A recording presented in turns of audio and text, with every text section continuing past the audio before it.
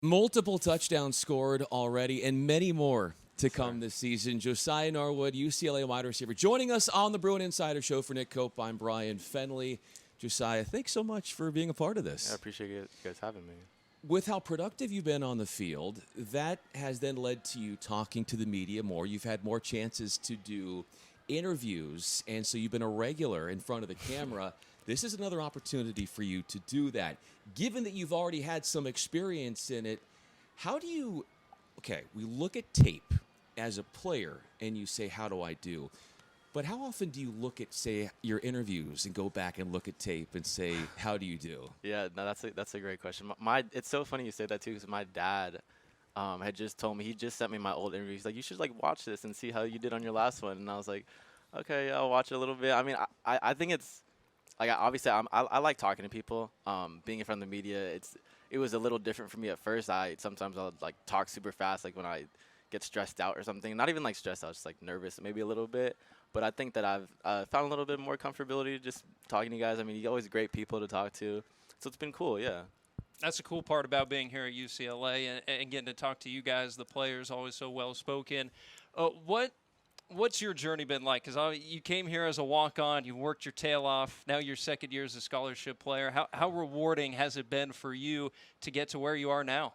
Yeah, I mean, it's been really awesome because I think when I first was deciding where I was going to go out from college, or into college, sorry, it was a tough decision for me because I was an undersized quarterback.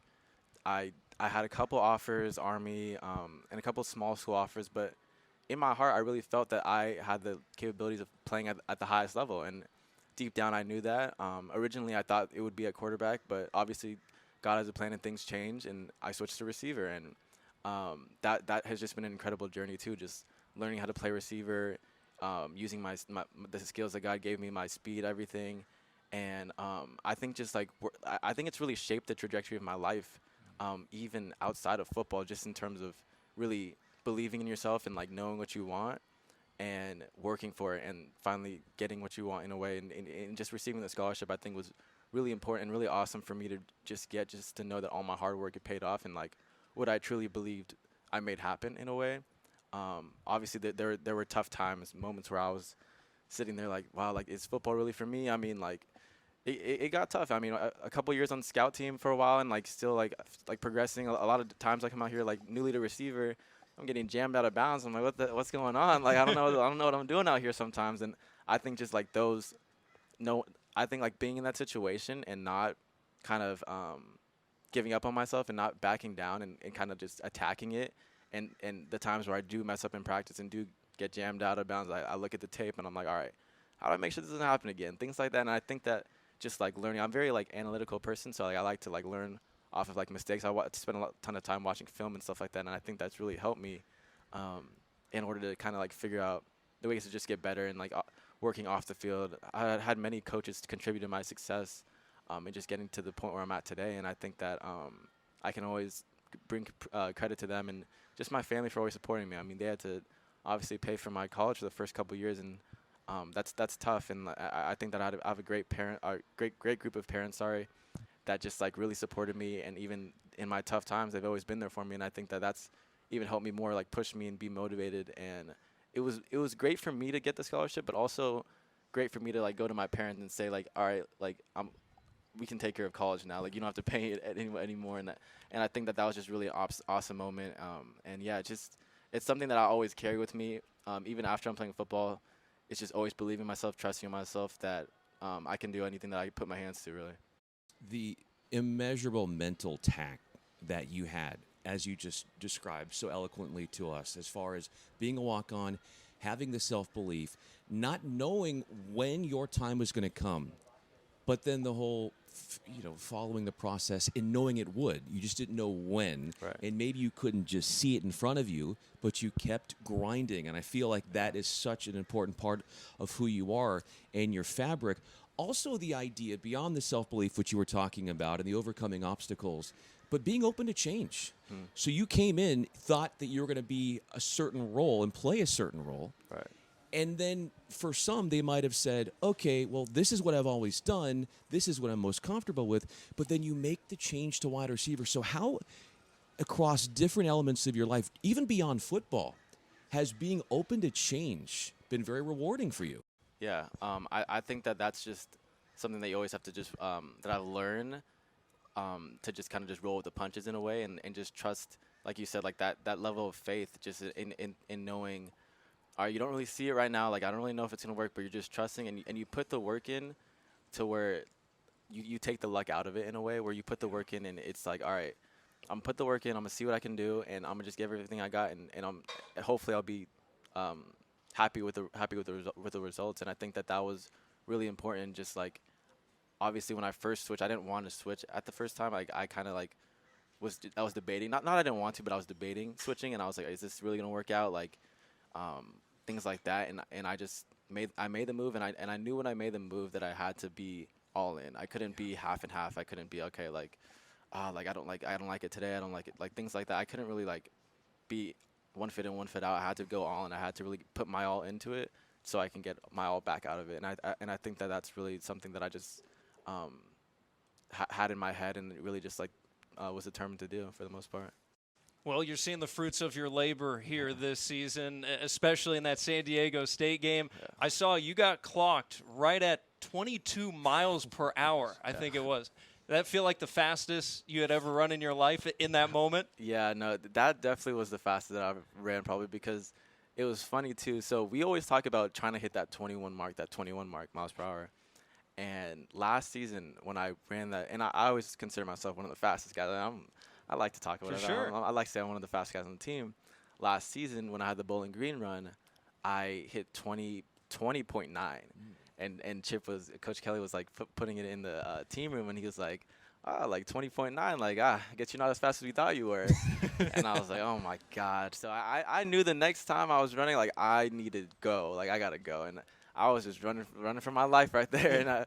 And that's one of the things too, like, I never want to get caught. And like, that's one of the things I pride myself on, is really never getting caught. And I was just running for my life, and I saw the thing, it's like 21.9 or something like that, 22, yeah. And yeah, it was cool. It was awesome to see that, yeah. Josiah Norwood, UCLA wide receiver, joining us on the Bruin Insider Show. For Nick Cope, I'm Brian Fenley. So you just talked a lot about numbers, which played a large part in your decision as far as your degree in economics. And I happened to peruse on your LinkedIn page, and you talked about being really good at Excel spreadsheets. So let me ask you this. I know Nick and I are really curious about this. Yeah.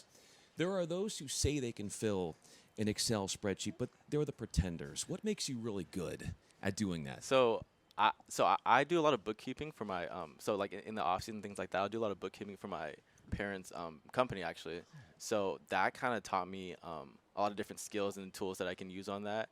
And I think just working with them and just being involved in that, it just gave me a lot of like experience over the summers. Like even like when I was in high school, like they have their own company, they do healthcare and things like that. I've done a lot of accounting and like bookkeeping for them, and I've just been around a lot of Excel spreadsheets and just have learned. I also was in a really great class here. Geez, I'm forgetting the professor's name. It was an accounting class here, and they probably taught me the most I've ever learned here at UCLA, and it was just in spreadsheets and just like being so familiar with that. And I think that that's a skill that I'm going to be able to use for a while now. I mean, it's always good to just have a good skill set in Excel, just in terms of like just being able to keep down things and stuff like that. Your locker mates with Dante, I believe I heard you say before, right? So you've been here for 6 years. He's an 18-year-old freshman. What's something you've learned from him? Okay, I got you. Okay, so Dante's funny. He's a young guy, and I think that it's funny just because I'm an older guy, but like we kind of have a similar personality because I'm very goofy as well. So like we'll mess around and stuff like that too. Dante loves the Lakers, loves LeBron, right?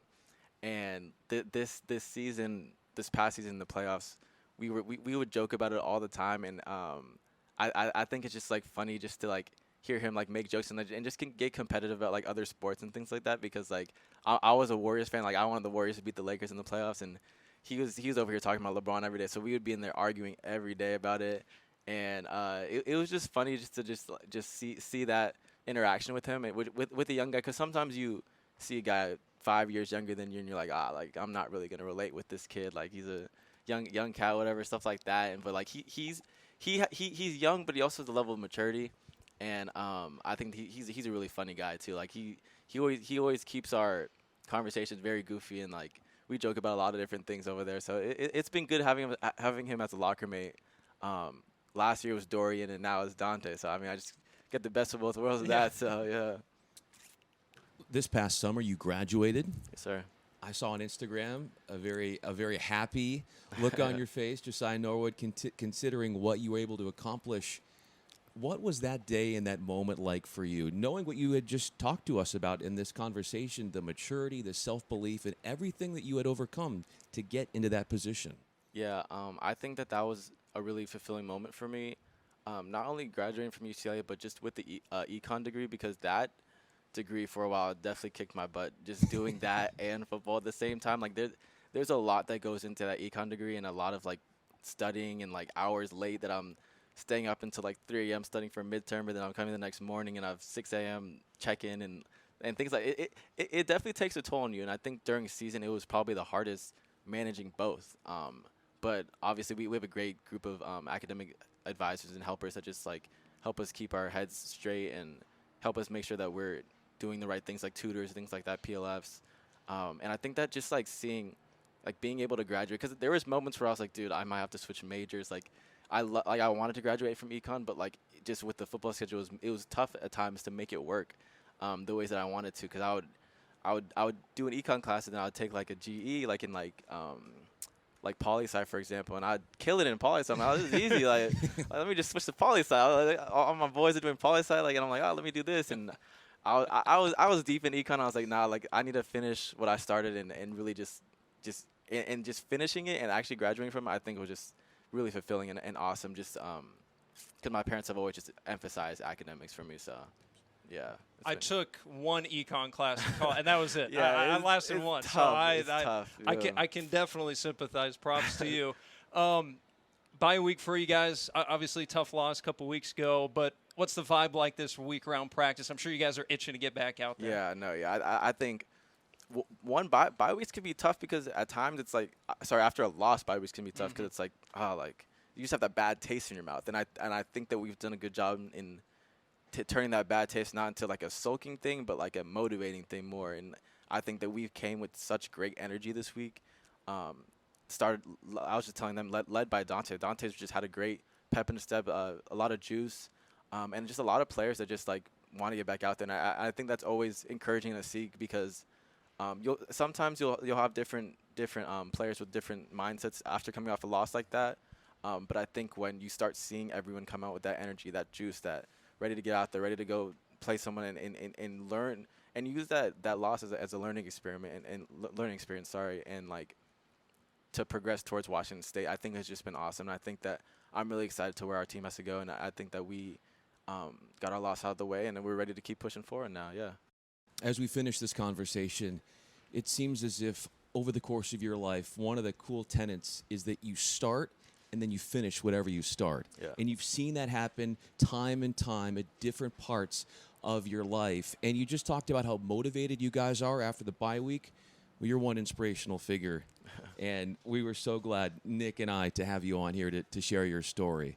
Josiah Norwood on the Bruin Insider Show, UCLA wide receiver for Nick Kopi and Brian Fenley. Josiah, thanks so much for letting us look inside your life. Yeah, I appreciate you guys. Thank you so much for having me, guys.